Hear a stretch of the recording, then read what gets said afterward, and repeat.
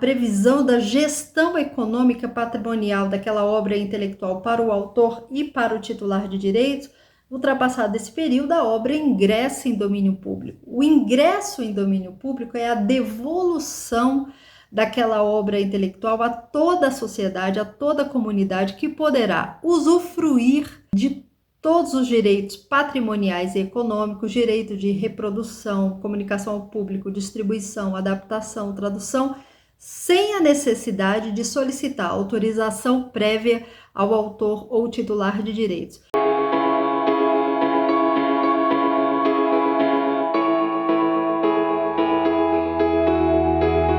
Minha gente, 2024 e a virada de ano é sempre um grande evento para os direitos autorais, porque muitos já conhecem o denominado domínio público. Isso significa que no dia 1º de janeiro daquele ano novo, do ano subsequente, muitas obras intelectuais, livros, filmes, músicas, ingressam em domínio público porque acaba o período de proteção, ou seja, acaba a incidência de proteção dos direitos autorais sobre aquela obra intelectual. A referência máxima está prevista na Convenção de Berna para aqueles países que aderiram a esse tratado internacional, e cada país traz um prazo de proteção específica. A Convenção de Berna prevê o prazo mínimo de 50 anos, mas cada país decide qual que é a quantidade de anos que cada obra intelectual será protegida. Muito bem, ultrapassado esse período, já que nós consideramos que os direitos autorais constituem-se um direito monopolístico, privatístico, ou seja, a previsão da gestão econômica patrimonial daquela obra intelectual para o autor e para o titular de direitos,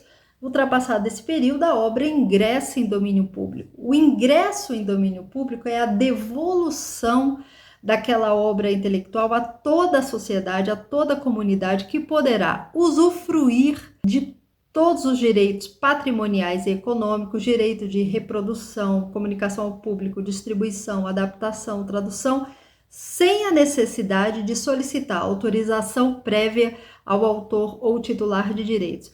Mas o grande pulo do gato que eu queria deixar a mensagem aqui é que essa não incidência da proteção dos direitos autorais é realizada sobre os direitos econômicos e patrimoniais. Referida previsão não se aplica aos direitos morais. A gente sempre lembra que os direitos autorais constituem-se de duas grandes dimensões: direitos patrimoniais e econômicos e direitos morais. O fato de uma obra, uma música, um livro, por exemplo, ingressar em domínio público, ser devolvido à sociedade para livre fruição, para livre utilização, não retira a obrigatoriedade de preservação dos direitos morais. Um exemplo prático: um livro que ingressou em domínio público, ele tem o direito, ele tem a prerrogativa de ser respeitado a sua autoria, ou seja, o autor daquele livro deverá ser sempre referenciado, a integridade daquela obra intelectual também deverá ser preservada na sua originalidade, na maneira como foi criada.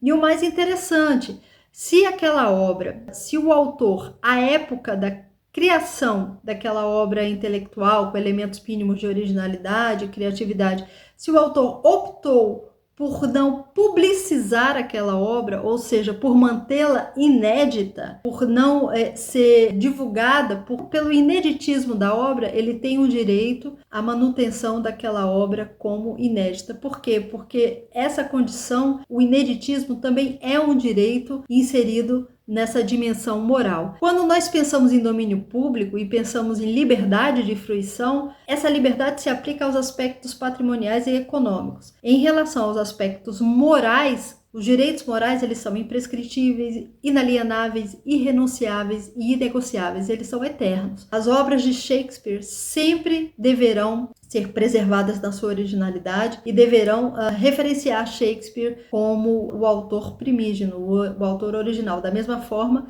isso se aplica a Monteiro Lobato e tantas outras obras que ingressam e ingressaram no domínio público. Tá bom? Vamos sempre ter essa clareza em relação às dimensões dos direitos autorais, porque os direitos autorais têm essa riqueza, essa beleza de ser um direito híbrido e um direito complementar nas suas dimensões.